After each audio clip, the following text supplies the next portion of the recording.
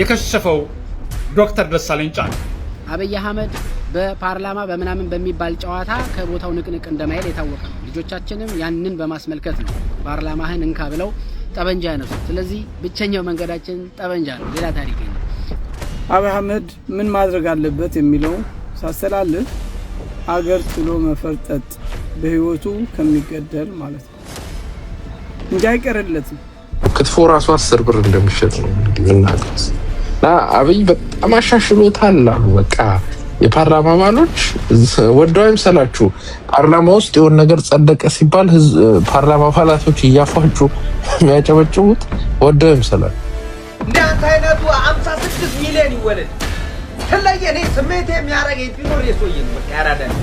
ያሁኑ ጥያቄ አብይ አህመድ የሚባል ወንጀለኛ ከነ ግብረ አበሮቹ ለፍትህ አደባባይ ላይ ይቅረብ የሚል እኔ አብይ ይባላለሁ። እኔ ኦሮሞ ነኝ።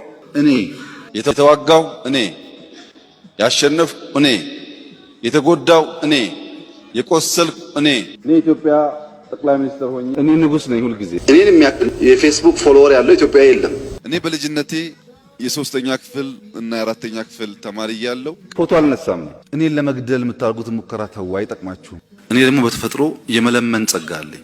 እኔን በግል መስደብ አይችልም። እኔን ይወዱኛል። እኔ ሳስበው ከኔ መንደር ውስጥ እኔ ከመጣ በኋላ እኔ ደሞዝ ከፍየው ከኔ ጋር እየዋለ እኔ በ24 ሰዓት ዘክላቸዋለሁ። እኔን መግደል ማለት ኢትዮጵያ መግደል አይደለም። ኢትዮጵያ 100 ሚሊዮን ህዝብ አላት። ያለኔ ኢትዮጵያ ያለኔ ኢትዮጵያውያን መኖር ትችላላችሁ። እኔ ግን ያለ እናንተ ምንምና የማረባ ነኝ። አክስቴ ቤዛ ወይዬ አላበዛም እንደ አበዛው ይሄ የሚለውን በሽታ እኛ ማድረግ መቻል አለብን። ምን አውቄ እንዴ ምን አውቄ እርስዎ ስልጣን ላይ ሲቀመጡ የገቡት የሰላምና የብልጽግና ቃል ኪዳን ነበር። በተግባር ግን ያየነው ተገላቢጦሽ ነው። 92% የወደቅ ምጣኔ ካለ እኔ ወድቋል ብዬ ማስበው ትምህርት ሚኒስትር ነው። ዶክተር ደሳለኝ ጫኔ እስከዛሬ ለሰራው ቴንኪው በፓርላማ ውስጥ ሆነ ለህዝብም ድምጽ ስላሰማ የአማራውን ጩኸትም ስለጮከ እንደነ በለጠ ሞላ ሆደን ሳታስቀደም ህሊናን ሳትሸጥ የአማራውን ህዝብ የተሰጠን አደራ በፊት ለፊት ተወታል ተናግረህለታልና ይሄን የፓርላማ የእንቅልፋም ቡድን ህዝብን አታስርቡ፣ አትግደሉ፣ የሞት አዋጅም አታውጁ ብለ ተከራክራል። ከነ መፍትሄው ደግሞ የኢትዮጵያ ችግር መውጫ ይሄ ነው ብለም ጠቅመሃል። ስለ ተማሪውም ተናግራል፣ ስለ ሰራተኛው ተናግራል። የሚሰማ ጆሮ ያለው ቢሰማ ጥሩ ነበር። በዚህ ገዳይ ቡድንም ይጠብቀ እግዚአብሔር መልካሙን ያሳስበ እግዚአብሔር ይመስገንልልሃለሁ። ላንተ ቴንኪው በእውነቱ። ያሁኑ ጥያቄ አብይ አህመድ የሚባል ወንጀለኛ ከነ ግብረ አበሮቹ ለፍትህ አደባባይ ላይ ይቅረብ የሚል ነው። ይህንን የሚቀይራት አንዳች ኃይል የለም እና ዝም ብለው አሁን ጨዋ ለመምሰል ይሄ ምን አይነት ተውኔት እኮ በጣም ተስፋፋ እኮ ከቤተ መንግስት እስከ ፓርላማ። አሁን ደግሞ በሀገራዊ ምክክር ኮሚሽን ላይ ተውኔት ጸልዩልን፣ እኛ እግዚአብሔር እንዲረዳን ከልባችን ንጹህ ሆነን ይሄንን ሀገር ልንቀይር ነው የሚለውን ነገር ነው። ባለፈውም ኤሊቶች ያሳስቡኛል ለምን ዝም አሉ ብለዋል። ይሄው ኤሊቶች እናንተ አይደላችሁ እንዴ? አብይ አህመድ 1000 ዓመት ይንገስ እያላችሁ እየሰራችሁ ያላችሁት እና ይሄንን ማህበረሰቡ ከዚህ ምክክር በኋላ ለሚመጣው ማንኛውም ለውጥ ላይ ሊዘናጋ እንደማይገባው ላሳስበው እወዳለሁ። ጤና ይስጥልን ክቡራን ወገኖቻችን፣ እንደምን ዋላችሁ እንደምን አረፈዳችሁ ያልኩ መጥቻለሁ። አርበኛ ይርታቸው ነኝ። አብይ አህመድ ተስፋ አለው የለውም? ሀገር መምራት ይችላል አይመራም? ብቃት አለው የለውም? የስልጣን ናፋቂ ነው? አዎ። መቼ ነው የሚዋጋው? የፈለገው አልቆለታል። ከእንግዲህ በኋላ ተዋግቶ ነፃ ሊያወጣ የሚችለው ኃይል የለም። አብይ አህመድ ምን ማድረግ አለበት የሚለው ሳሰላልፍ አገር ጥሎ መፈርጠጥ በህይወቱ ከሚገደል ማለት ነው እንጂ አይቀርለትም። በምንም ታመር አብይ ላድናለሁ የሚምል የሚገዘት ኃይል ሊመጣ የሚችል የለም። ሁሉም ጠልቶታል፣ ሁሉም ተፍቶታል፣ ሁሉም እንዲወገድ ይፈልጋል፣ ሁሉም ምስቅልቁል አውጥቶታል፣ ሁሉም ሰባብሮታል፣ ሁሉም አፍርሶታል። እንዴት አላችሁ ወገን? ተስፋዬ ወልደ ስላሴ ነኝ። በዶክተር ደሳለኝ ጫኔ ጉዳይ ተመልሼ መጥቻለሁ።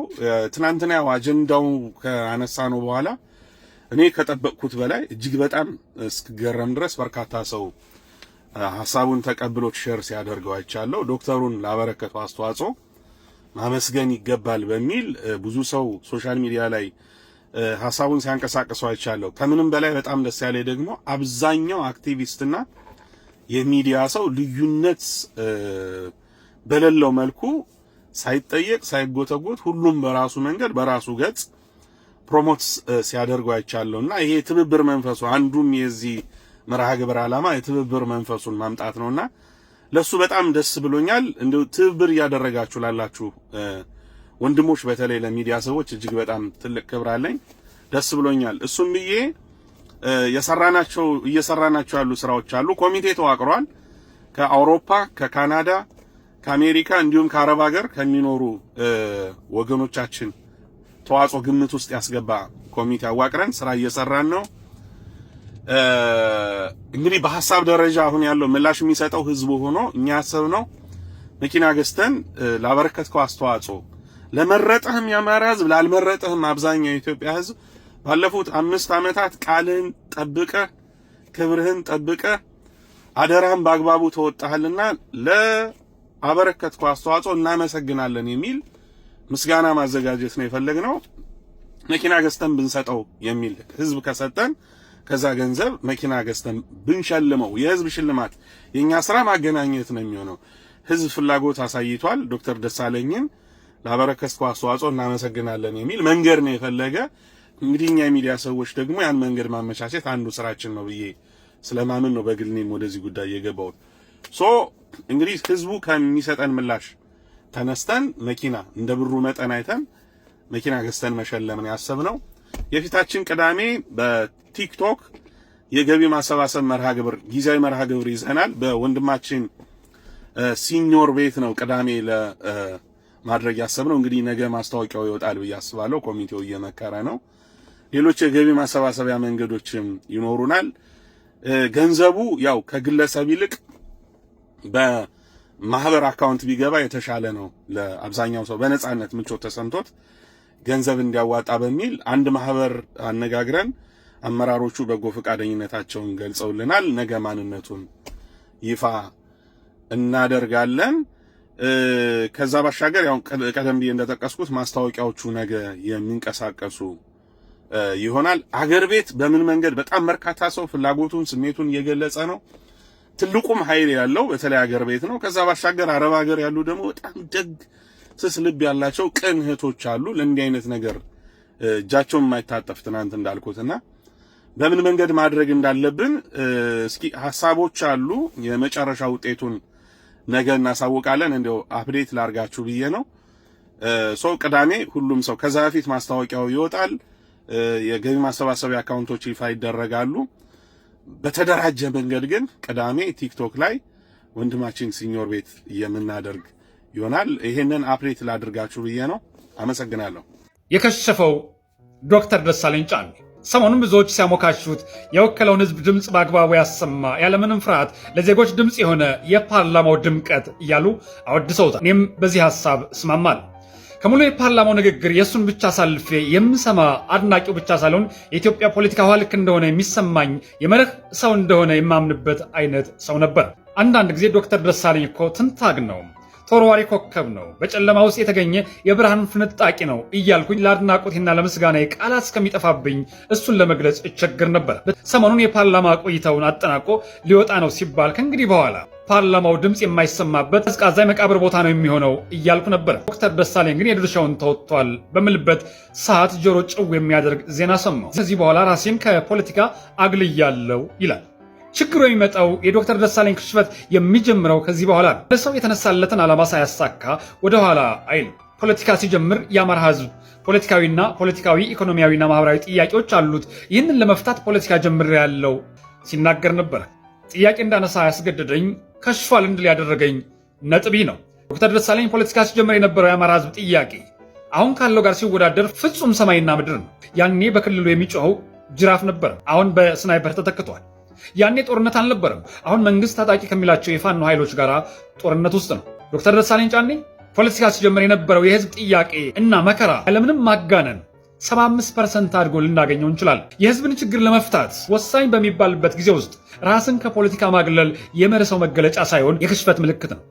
ሰላም ዘመዶቼ እንዴት ከርማችኋል? ይሄንን ቪዲዮ ለዶክተር ደሳለኝ ጫኔ ወዳጆችና አክባሪዎች እንዲሁም ለአማራ ትግል ደጋፊዎች ቀና ለሆኑት ኢትዮጵያውያን በጠቅላላ ሼር እያደረጋችሁ እንድታደርሱልኝ። ነገ በዶክተር ደሳለኝ ጫኔ ጉዳይ ቀጠሮ ይዘናል። የቀጠሮችን መንስኤ ዶክተር ደሳለኝ ጫኔን ለማመስገን ነው። እስከዛሬ በአማራ ብሔርተኝነት ውስጥ ላበረከተው አስተዋጽኦ፣ ለአማራ ትግል ውስጥ በነበረበት ቆይታ ላበረከተው አስተዋጽኦ እንዲሁም ባለፉት 5 ዓመታት በአብይ አህመድ የጦጣ ፓርላማ ውስጥ በብቸኝነት የኢትዮጵያ ህዝብ ድምጽ በመሆን የኢትዮጵያ ህዝብን ችግሮች ሲናገር የከረመ ወንድማችን ነው። የወንድማችን ራሱን ከፖለቲካ ህይወት ማግለሉን ነግሮናል።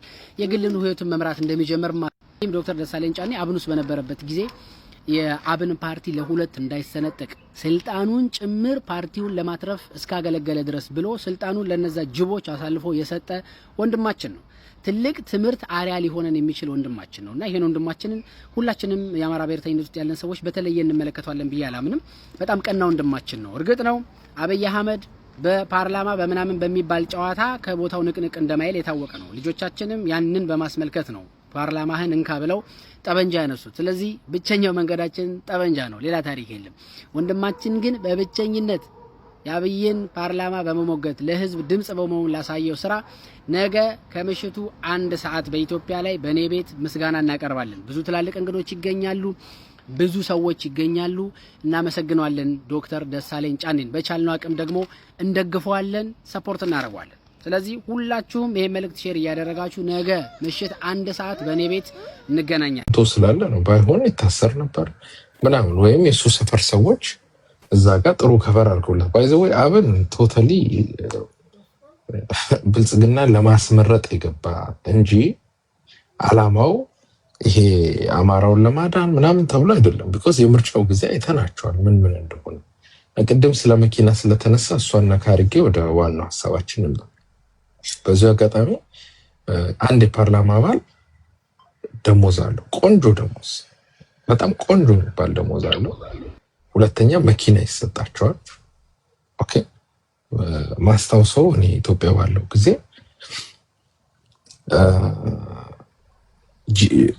ጂሊ የሚባል መኪና ታውቃላችሁ?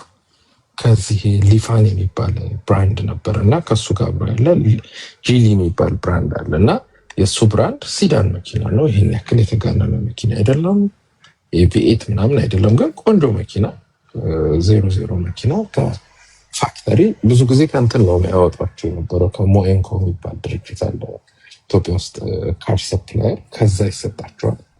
ሁለተኛ እዚህ እንትን የምታውቁት ከሆነ ቦሌ ሆምስን የምታውቁት ከሆነ ቦሌ ሆምስ አካባቢ ግራውንድ ፕላስ 0 የፓርላማ አባላት ቤት አለ። በጣም ቆንጆ ቤት ነው። ባይዘው አካባቢው ለኤርፖርቱ በ1.3-1.5 ኪሎ ሜትር ርቀት ውስጥ ያለ ቆንጆ ሰፈር ነው። የሀብታም ሰፈር የሚባል ውድ ነው ቦታውን ዛሬ እንግዛ ብትሉ ራሱ ቤት በጣም ውድ ነው። እዛ ልከራይ ብትሉ እንኳን አይ ዶንት ኖ 70,000-100,000 ልትከፍሉ ትችላላችሁ።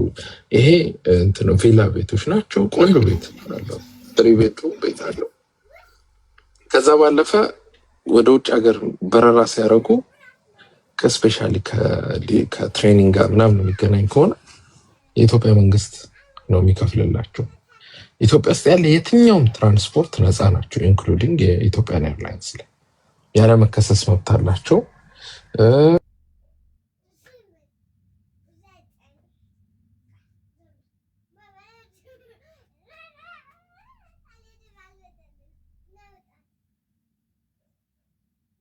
ማይክ ኦፍ ነው። ምግብም ከፈለጉ ምግብ ለነሱ በጣም ቺፕ ነው። ያው ለቤተሰባቸው መውሰድ ይችላሉ አይችሉም የሚለውን ባላቀም ቤተ መንግስት ውስጥ ቀይ ወጥ 8 ብር ነው የሚሸጠው ለነሱ። አሁን ድረስ 8 ብር ወይስ 6 ብር ነው የሚሸጠው። ቀኑን ሙሉ የሚፈልጉትን በልተው ቁርስ፣ ምሳ፣ እራት በልተው 20 ብር መሰለኝ የሚወጡት ወይ 21 ብር ነው የሚወጡት። ኦኬ በጣም ሃይ ስታንዳርድ የሆነ ማለት ነው። የሚከፍሉት ጀስት እንዴት ነው ቲኬትድ እንዲሆን ተብሎ ፓርላማ አባላቶች የራሳቸው አላቸው ዳይኒንግ ሆቴሎች አሏቸው። የሚከፍሉት እንደዛ ነው። ነፃ ሕክምና ነው። የትኛውን ቦታ ታክመው ደረሰኝ ማወራረድ ይችላሉ። ኦ ማይ ጋድ በጣም ብዙ ጥቅማ ጥቅም አለ። ኦኬ ከታች ኖርማል ማለት ዶሮ እኮ ነው በ8 ብር የሚባሉት። እኛ እንደውም ሙድ ስንይ ነበር ህዝባቸውን በቀይ ወጥ ሲሸጡ። ደግሞ አብይ ከመጣ በኋላ ይባላል ይሄ የፓርላማ አባላት የሚበሉበት ሬስቶራንት ላይ ሄቪሊ ነው ኢንቨስት ያደረገው። ምርጥ እናቶች ድሮ ጎበዞች የቤተ መንግስት ወጥ የሚሰሩ ሁሉ ከዚህ ከራስ ሆቴል ከባልደራስ ምናምን ተቀጥረዋል እና በቃ ያበደ ነው ምግቡ በጣም ያበደ ነው። እሱን ከበላ በኋላ ቅድም ዘር ያዕቆብ አብይን ሰላም ካሉት በኋላ ሐሳባቸውን ይቀይራሉ ነው። እኔ እሷ ላይ የምጨምረው ያኔ ቤተ መንግስት ወጥ ከበሉ በኋላ በቃ እሱን ከበላ በኋላ በቃ እንትነን ምንድነው አሁን አንዳንድ ወንዶች ውሽማ ምናምን የሚይዙት በድሮ ጊዜ ጥሩ ምግብ ሴቷ የምትሰራ ከሆነ እሷ ቤት ምግብ ለመብላት በሚል በዛ ውሽማ ሆነ ይቀራሉ ይባላል። ወይም አንዳንዴ ሚስታቸውን ረስተው ውሽማቸው ቤት ይቀራሉ። ውሽማቸው የምትወዳደረው ከሚስት ጋር በምግብ አዘገጃጀት ነውና የቤተ መንግስቱ ወጣሉ እንኳን ብሔርህን ሚስትህን ሁሉ የሚያዘነጋ ነው ወይ ሚስትህን ሁሉ የሚያስከዳ አይነት ምግብ ነው የሚሰራው አሉ ሰውዬው። ቤተ መንግስቱ ውስጥ ሌላ ደግሞ ካፌ አለ። እሱ ደግሞ ጠዋት ኤኒ ታይም ኮፊ ማኪያቶ ኬክ በቃ ዩኔሚት በደንብ ነው የሚበሉት። ብርሃኑ ነጋ ቁርሱን ሁሌ ከቤተ መንግስት ነው የሚበላው። የሚከፍለው 9 ብር ነው። 9 ብር 10 ብር ነው አለው የሚከፈለው። እንደ ቦኖ ነው 10 ብር ትከፍላላችሁ። you can eat anything, you can drink anything ማለት ነው። እና እድሜ ልካቸውን ነው ብርሃኑ ነጋ ኢትዮጵያ ከገባ ቀን ጀምሮ ቁርሱን ከዛ ቤት ውጪ በልቶ አያውቅም። አብይ በደሞዝም ብቻ ሳይሆን በሆድም ነው። እና አሁን ቤተ መንግስት ፓርላማ አባል የሆነ ሰው ቀላል ጥቅማ ጥቅም ያለው መስሏችሁ ከሆነ ተሳስታችኋል። የትምህርት እድል በጣም ጥቅማ ጥቅሙ የትየለሌ ነው። ኦኬ ደግሞ የሴኩሪቲ ችግር ካለብህ ለምሳሌ የብሔር ፖለቲከኛ ስትሆን የሴኩሪቲ ችግር አለብህ ካለብህ ኢቭን የተሰጠህን ቤት ትተህ ሆቴል ውስጥ የማረፍ ከሁለት ያላነሰ ነው ያልበለጠ ጥበቃ ይመደብልሃል። ኦኬ ለምሳሌ አሁን ይሄ ወንድማችን ለሴኩሪቲ ይሰጋሉ አማራ ክልል ጦርነት አለ ብሎ ካመለከተ ጥበቃ ይመደብለት። ጥበቃ ተመደበለት ማለት የሚነዳው መኪና ትንሿ መኪና የተቀየርና ወደ ቪኤት ይቀየርለታል። ሴኩሪቲው ያስላለበት ሹፌር ይመደብለታል። ሆቴል መምረጥ ይችላል ባይዘው። ኦኬ ስለዚህ ይሄ መኪና እንግዛለት ተቸግሮ ምናምን የሚለው ቀደዳ ነው። ወክሎ እኮ ነው በሚሊዮኖች ህዝብ ወክሏል ተብሎ ነው ሄደው ከፍተኛ ጥቅማ ጥቅም ነው ያለው። አሁን ይሄ የጋምቤላ ምናምን ወኪሎች አይወጡም። በቃ አንዷ ሴትዮ እንደውም የሰማሁት የጋምቤላ ወኪል ሆና 25 ዓመት ሙሉ ወኪል ነበረች አሉ። እና ምክንያቷ ምንድነው ስትጠየቅ ቤቱ ራሱ የራሷ ቤት ነው የመሰላት። በቃ መልቀቅ አትፈልግም ማለት ጥቅማ ጥቅሙ ላይክ ልጆቿን አስተምራለች ምናምን she did everything ማለት ነው። እና ለመመረጥ ብዙ ሰው ይንቀዋል የፓርላማ አባልነት ቦታን ማለት ነው። ስልጣን አይደለም የፓርላማ አባል በቃ ለህዝብ መታገል ማለት ልክ እኛ እንደምንታገለው አንተም ፓርላማ ውስጥ ሆነ ከመንግስት ጋር መታገል ነው። ግን ደሞዝ ከሚከፈል ኢትዮጵያ ውስጥ አሁን ባለው የ500,000 ብር በወር ደሞዝ ያክል ቫልዩ አለ። ኦኬ ቴንክ ዩ ሀረሩ ክትፎ ራሱ 10 ብር እንደሚሸጥ ነው እንግዲህ እናቀስ እና አብይ በጣም አሻሽሎታል አሉ። በቃ የፓርላማ አባሎች ወደው አይምሰላችሁ። ፓርላማ ውስጥ የሆነ ነገር ጸደቀ ሲባል ፓርላማ አባላቶች እያፏጩ የሚያጨበጭቡት ወደው አይምሰላችሁ። ኦኬ አሁን እናንተ የኑሮ ውድነት ስትሉ በ10 ብር ነው ክትፎ የሚበሉት። አብይ ኢትዮጵያ አድጋለች በ10 ዲጂት በ15 በደብል ዲጂት በትሪፕል ዲጂት ሲል ቆሞ እያፏጩ ነው የሚያጨበጭቡት። እዛ የምታዩት የጠገበ ሰው ነው። ኦኬ ምንም ፊታቸውም ማየት እኮ ነው ደስ አለኝ። ከሁሉ ነው አይዘው ፓርላማ ውስጥ የአንድ ነገር አኪላ እዚሁ ላይ አንድ ያየሁት ምንድነው ፓርላማ ውስጥ ሲገቡና አፋብንን ሲቀላቀሉ ይወፍራሉ። ምንድነው ነገር አፋብንም እኮ የፓርላማ አባል ብለው ያፋብን መጣበታል ነው ጸጉሩን አሰርቷል።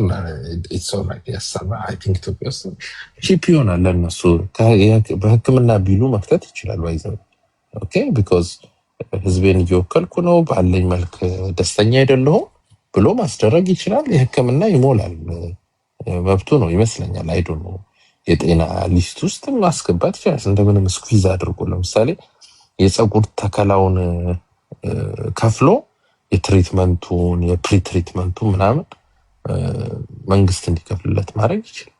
ሶ እንደምታስቡት አይደለም። አብይ ደግሞ እንደሚንከባከባቸው ሰምተናል። ኦኬ ይሄ ልጅ ጸጉሩን አስተክሎ ምን ብሎ ባይዘው ለሁላችሁም ለማታውቁት ለአብይ የሚጠየቁት ጥያቄዎች ከኢቨንቱ ቀኑ ከሚደረግበት ሚኒመም 2 ሳምንት በፊት ጥያቄዎቹ ለአብይ ይገቡለታል። ገብተውለት አብይ አንድ ማንዴቱ ምንድነው? ጥያቄዎችን የመምረጥ መብት አለው። ጠያቂውን የመምረጥ መብት አለው። ስለዚህ እነዚህ ጥያቄዎች ኦኬ ተመርጠው አብይ እመልሳለሁ ብሎ ነው የሚመልሳቸው። እና የምታዩት የኢትዮጵያ ፓርላማ ውስጥ አሁን እንደው አማራ ትግል አሸንፎ ከገባ የመጀመሪያ መቀየር ያለበት አዋጅ የፓርላማ አባላት ጥያቄያቸው ለጠቅላይ ሚኒስትሩ ቀድሞ መድረስ አለበት የሚለው ስህተት። እኔ ግን በግሌ እንደ አንድ ዜጋ ዶክተር ደሳለኝ ጫኔን ቴንኪዩ ማለት እፈልጋለሁ። ቴንኪዩ ለወከሉ የባህር ዳር ህዝብ ብቻ ሳይሆን ለመላው የሀገሪቱ ዜጎች ላለፉት 5 ዓመታት በጽናት በሐቀኝነት በታማኝነት እስከ ዛሬዋ ዕለት ድረስ ሲያገለግል የነበረ እውነተኛ ህዝብ እንደራሴ ነው። በጣም ቴንኪው እናመሰግናለን። ከባድ የፓርላማው ድምቀት ነበርክ። እውነተኛ የህዝብ ድምጽ ነበርክ። ቴንኪው again። እንደ ኮራ ሞተ እንደተጀነነ ጠጅ ጠጣ ሲሉት ውሃ እየለመነ ሌጋባው በየነ አይደለም ያለው? ሌጋባው በየነ እናመሰግናለን። ይሄ አበባው ነው ማን የሚባል ሰው ስለሱ ሰምቼ አላውቅም። ምንም እንደሚሰራ አላውቅም። ምንም እንደሆነ አላውቅም። ማወቅም አልፈልግም። ሂስትራሽ ነው፣ ተራ ሰው ነው። እግረኛው ሚዲያ ላይ የሚጋበዝ ሰው ማንኛውም ሰው ቻሌንጅ ይደረጋል። መረጃ ያሰባስቡብሃል። ለሚዲያው ትመጥናለህ ተብሎ ሲታሰብ ዛሬ ትጋበዛለህ። በአንተ ላይ ያላቸውን እያንዳንዱ መረጃ ያወጡ ከዛም በኋላ ቻሌንጅ ያደርጉሃል። አይፋታም። ግልጽ ነው። እንኳን ለአንተ አይደለም ለዝም ብሎ ሰው ይቅርና ያስተማረውን አስተማሪ ሰራዊት ፍቅሬን ቻሌንጅ አድርጎታል። ለሙያው ታምኖ የሚሰራ ሰው ነው። አካል ጉዳተኛ ነው። መጀመሪያውኑ አቅም ከሌለ ፖቴንሻሉ ከሌለ እንዲያለ ቦታ መቅረብ ተገቢ አይደለም። በቃ አችልማ አትወጣውም። ዋና ሳችል ባህር ውስጥ እንደመግባት እኮ ነው። መጀመሪያ ዋና መቻል ያንተ ጉዳይ ነው። ካለበለዚያ ምንድነው ወይ ትሞታለህ ወይ ዋናተኛ የሚችል ሰው ያወጣሃል። በቃ ይሄ ነው ወጣ ፋንታ የሚሆነው ማለት ነው። አቅም ከሌለ እዛ ዓለም ይሄን ነው። ይሄ ልጅ አካል ጉዳተኛ ነው። ካንተ ጋር መደባደብ አይችልም። ወጥተህ ካራቴ ላይ ሁለትን ለማመዳለን። ይሄ ሰውዬ በነገራችን ላይ ማለት ነው በወንጀል መጠየቅ አለበት። በወንጀል መጠየቅ አለበት። በነገራችን ላይ መብቱን የተጋፋው ይሄ ወንጀል ነው። ስለዚህ በወንጀል መጠየቅ አለበት። በጣም ነው ያናድደኝ። አንድ ሰው ማለት ነው በድክመቱ ሌላን ሰው ሊያጠቃ ሲነሳ በጣም ያቃጥለኛል። እርር ነው ያልኩት ሳየው ማለት ነው። ኢንተርቪውን ማለት ነው ይዘቱን መስማትም አልፈልግም፣ ግን ተቆርጦ የወጣውን ይሄ ጫማ ጥፊ ማንሳት ምናምን ማን ስለሆንክ ነው?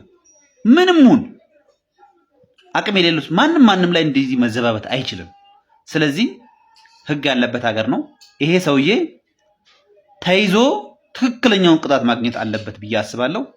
ለማንኛውም በዚህ ሐሳብ የምትስማሙ ሰዎች ይህንን ቪዲዮ ቫይራል ሊወጣ በጣም ያሳዝናል።